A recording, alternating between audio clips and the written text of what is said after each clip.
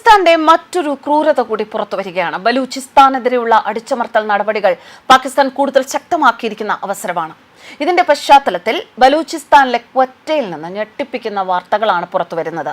ക്വറ്റയിലെ civil ആശുപത്രിയിലെ മോർച്ചറിയിൽ പാകിസ്ഥാൻ സൈന്യം വികൃതമാക്കിയ ബലൂചിസ്ഥാൻ സ്വദേശികളുടെ മൃതദേഹങ്ങൾ കൊണ്ട് നിറഞ്ഞിരിക്കുകയാണ് എന്നാണ് റിപ്പോർട്ടുകൾ സൂചിപ്പിക്കുന്നത്.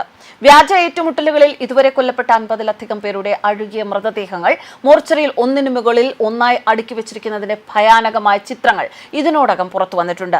ബലൂച്ച് നാഷണൽ മൂവ്മെന്റിന്റെ മനുഷ്യാവകാശ വകുപ്പ് ആശുപത്രിയിലെ മോർച്ചറിയിൽ വികൃതമാക്കിയ മൃതദേഹങ്ങൾ കണ്ടെത്തി എന്ന റിപ്പോർട്ടുകളിൽ ആശങ്ക പ്രകടിപ്പിച്ചു.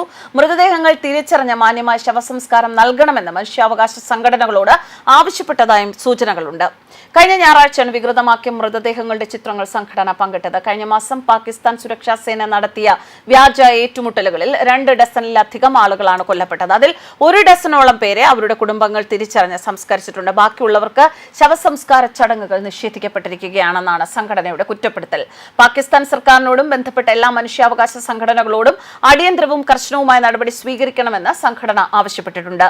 ബലൂചിസ്ഥാനിൽ മനുഷ്യാവകാശ ലംഘനങ്ങൾ വർദ്ധിച്ചു വരുന്നതിന്റെ തെളിവാണ് ഈ സംഭവം.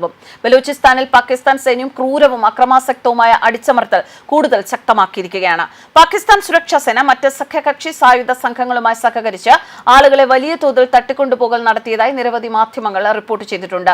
ഇതിൽ പ്രധാനമായും വിദ്യാർത്ഥികൾ, ആക്ടിവിസ്റ്റുകൾ, സാധാരണ പൗരന്മാർ എന്നിവരെയാണ് ലക്ഷ്യമിട്ടത്. അതേസമയം മാർച്ചിൽ ബലൂചിസ്ഥാനിൽ 181 പേരെ നിർബന്ധിതമായി കാണാതാകുകയും 12 പേർ കൊല്ലപ്പെടുകയും ചെയ്തു എന്ന് സംഘടന അവകാശപ്പെട്ടു. പഹൽഗാം ഭീകരാക്രമണ പശ്ചാത്തലത്തിൽ ഇന്ത്യയും പാകിസ്ഥാനും തമ്മിലുള്ള സംഘർഷ സാധ്യതകൾ രൂക്ഷമായിക്കൊണ്ടിരിക്കെ സ്വന്തം രാജ്യത്ത് തന്നെ പാക് സർക്കാരിനെതിരെ പ്രതിഷേധം ശക്തമാകുന്നു എന്ന വിവരങ്ങളും പുറത്തുവരുന്നുണ്ട്.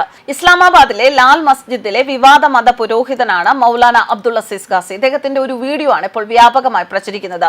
വീഡിയോയിൽ ഇന്ത്യയുമായി ഒരു യുദ്ധമുണ്ടായാൽ പാകിസ്ഥാനോടൊപ്പം നിൽക്കുമോ എന്ന ഗാസിയുടെ ചോദ്യത്തിന് സദസ്സിലിരുന്ന പാക് വിദ്യാർത്ഥികളും അനുയായികളും നിശബ്ദത പാലിച്ചു. ആരും തന്നെ മറുപടി നൽകാൻ കൈകൾ പോലും ഉയർത്തിയില്ല. എനിക്ക് നിങ്ങളോടൊരു ചോദ്യമുണ്ട്, പറയൂ. പാകിസ്ഥാൻ ഇന്ത്യക്കെതിരെ പോരാടുകയാണ് എങ്കിൽ നിങ്ങളിൽ എത്ര പേർ പാകിസ്ഥാനെ പിന്തുണയ്ക്കുകയും അതിനുവേണ്ടി പോരാടുകയും ചെയ്യും? പക്ഷെ ആരും കൈകൾ ഉയർത്തിയിട്ടില്ല. അതിനർത്ഥം നിങ്ങൾക്ക് മതിയായ ധാരണ ഉണ്ട് എന്നാണ്. ഇങ്ങനെയായിരുന്നു അദ്ദേഹത്തിന്റെ വാക്കുകൾ.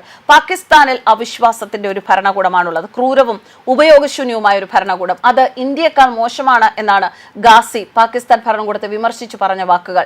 ബലൂചിസ്ഥാനിലും ഖൈബർ പഖ്തൂൺഖ്വയിലും നടന്ന അതിക്രമങ്ങളെക്കുറിച്ചും അദ്ദേഹം പരാമർശിച്ചു. പാകിസ്ഥാൻ സ്വന്തം ജനതയ്ക്ക് നേരെ ബോംബാക്രമണം നടത്തുകയാണെന്ന് ആരോപിച്ചു. മെയ് 2-ന് ജാമിയ ഹഫ്സയിലും ലാൽ മസ്ജിദിലും റെക്കോർഡ് ചെയ്ത വീഡിയോ പാകിസ്ഥാൻ സോഷ്യൽ മീഡിയയിൽ രോഷം ആളിക്കത്തിക്കുകയാണ്. പാകിസ്ഥാൻ നയതന്ത്ര തലത്തിലും സൈനിക തലത്തിലും ഇന്ത്യയുമായി ഏറ്റുമുട്ടാൻ ഒരുങ്ങുമ്പോൾ രാജ്യത്തെ വലിയൊരു വിഭാഗം ജനങ്ങളും മതവിഭാഗവും ഇതിൽ അതൃപ്തരാണ് എന്നുള്ള സൂചനകളാണ് പുറത്തുവരുന്നത്. വിലക്കയറ്റത്തിലും പട്ടിണിയിലും ജനം പൊറുതിമുട്ടുമ്പോഴും ഇത് അവഗണിച്ച് ഇന്ത്യക്കെതിരെ യുദ്ധത്തിന് കോപ്പുകൂട്ടുന്ന പാക് സർക്കാരിനെ ജനങ്ങൾ സോഷ്യൽ മീഡിയയിൽ അടക്കം അധിക്ഷേപ പരാമർശങ്ങളിലൂടെയും പ്രതിഷേധങ്ങളിലൂടെയും അപഹസിക്കുകയാണ്. News desk കർമ്മസ്.